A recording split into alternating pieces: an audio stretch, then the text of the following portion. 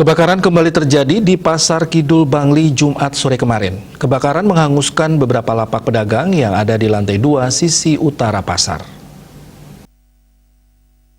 Kasatpol PP dan Pemadam Kebakaran Kabupaten Bangli Dewa Agung Surya Dharma mengatakan kebakaran terjadi sekitar pukul 17 WITA di lantai 2 sisi utara pasar.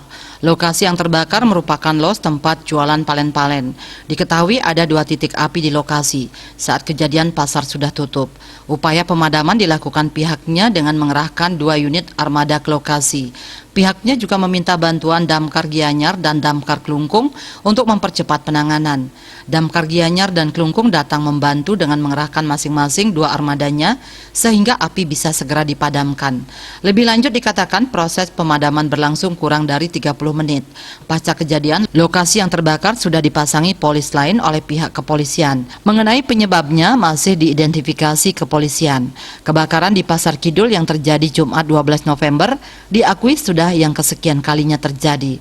Sebagaimana yang disampaikan Bupati, Pemka Bangli akan melakukan rapat evaluasi terkait kejadian tersebut. Bupati Bangli juga telah turun langsung meninjau pasar yang terbakar. Dayu Swasrina, Bali Pos melaporkan.